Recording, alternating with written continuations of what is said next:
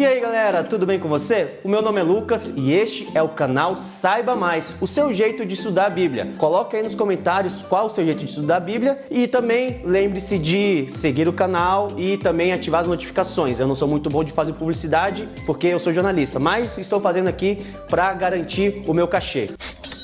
Eu vou apresentar hoje o meu jeito de estudar a Bíblia. Ou, na verdade, eu posso dizer que antes eu simplesmente li a Bíblia, tive uma experiência e aí depois sim, de fato, eu comecei a estudar a Bíblia. E isso é bem recente. E que experiência é essa? Teve um milagre, alguma coisa assim espetacular? Não, não foi nada disso. Na verdade, foi um tapa na cara que eu levei. Eu tratava a Bíblia como sendo um livro para você consultar. Bom, eu tenho uma dúvida, eu tenho uma pergunta e eu vou para a Bíblia para ela me responder essa pergunta. Então, por exemplo, eu queria saber o que é pecado. Aí eu ia na Bíblia e buscava o que é pecado. Tinha lá a definição, o pecado é a transgressão da lei. Eu começava a tratar a Bíblia consultando essas pequenas partes. E o principal, eu tratava a Bíblia como um sistema fechado, que tinha respostas para tudo. E aí, gente, existe um problema nesse tipo de relação com a Bíblia. Eu comecei a prestar atenção de que a Bíblia tinha realmente respostas para tudo, só que às vezes essa resposta é sei. Essa sua pergunta só vai ser respondida lá no céu, sabe? E eu, como um bom jornalista que tenta por algo senso crítico, principalmente, ficava assim, interessante, né? Porque quando você é apertado, você tem um argumento escapatório. Esse tipo de argumento eu via muito na Bíblia. Eu chegava com uma dúvida assim, agora eu quero ver a Bíblia me responder isso. Por exemplo, como que Deus é uma trindade? Como é que Deus criou o mundo em apenas 7 dias? Chegava lá e o pastor, entendi, tem mistérios que a Bíblia não pode te falar agora, porque a gente não tem compreensão, porque a gente tem uma mente finita e Deus tem uma mente infinita. São perguntas que a Bíblia não se preocupa em responder isso. E às vezes a gente vai com a intenção de chegar e responder para a Bíblia. Um belo dia, gente, eu estava lendo um livro, mas o nome deste livro é Anúncios de Enredo. O autor deste livro é o Lawrence Turner. E ele estava falando sobre essa história da Torre de Babel. Quando eu era criança, me falavam, olha só, tinha um povo lá depois do dilúvio que quis construir uma torre que chegasse até os céus. Essa torre ia ser tão alta e eles queriam chegar até Deus porque eles estavam com medo de que a terra tivesse novamente um dilúvio. Eles não acreditavam em Deus e tal. E por causa disso, Deus foi lá e confundiu a língua deles. Será que é isso mesmo? E aí ele me apresentou evidências no texto bíblico, na narrativa bíblica, com as palavras da Bíblia, de que isso era improvável, de que essa resposta era improvável de realmente ser a resposta mais correta, mais apropriada para a questão. Por que Deus destruiu a Torre de Babel? E aí eu falei, caraca!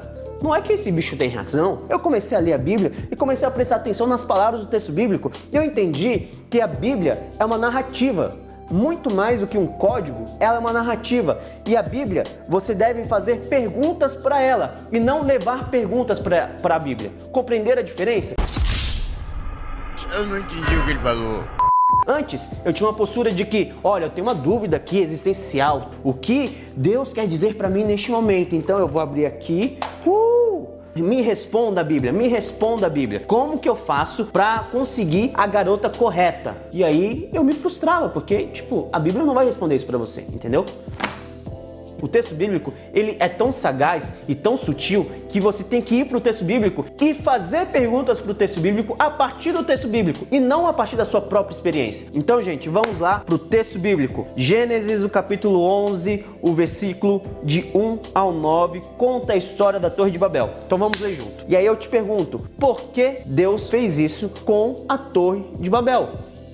Por quê? O primeiro ponto a nossa primeira hipótese, obviamente, era de que o motivo pelo qual Deus não deixou o povo terminar de construir a Torre de Babel era porque eles estavam construindo uma torre tão alta. Mas vamos ver aqui no versículo 4, que é quando eles falam sobre a torre. Vamos construir uma cidade com uma torre que alcance os céus. Assim o nosso nome será famoso e não seremos espalhados pela face da terra. Veja que aqui em nenhum momento eles fazem referência, vamos fazer uma torre que alcance até os céus, assim Deus nunca irá nos destruir. Eles estão preocupados com a fama deles, como eles seriam reconhecidos por fazer tal maravilha. E em relação ao vamos construir uma cidade com uma torre que alcance até os céus, ou alcance os céus, essa expressão alcance os céus aparece outras 2 vezes no Pentateuco, que é lá em Deuteronômio 1:28 e também Deuteronômio 9:1. E elas fazem referência às muralhas de Jericó. Só vamos ler aqui para a gente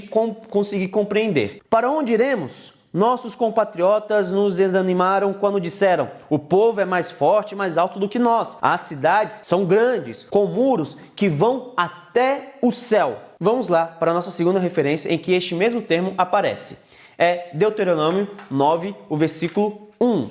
Também faz referência às muralhas de Jericó. Ouça, Israel, hoje você está atravessando o Jordão para entrar na terra e conquistar nações maiores e mais poderosas do que você, as quais têm cidades grandes, com muros que vão até o céu. Bom, gente, primeiro ponto. Se o problema da Torre de Babel era ter uma torre que chegasse até os céus, por que então Deus permitiu que o povo de Jericó construísse uma cidade que tinha muros que chegavam até o céu?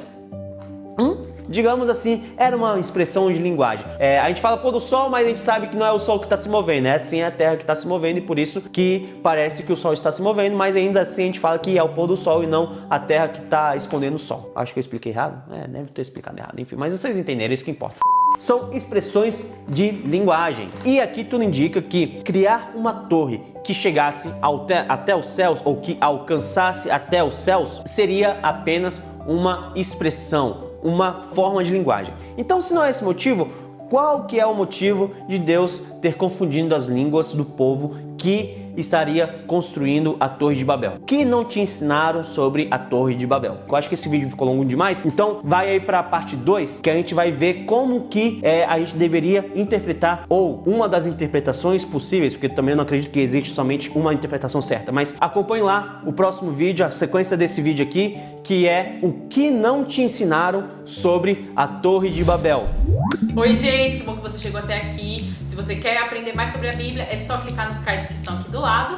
E se você quiser receber mais materiais, é só deixar o seu e-mail no link da descrição. Até o próximo vídeo.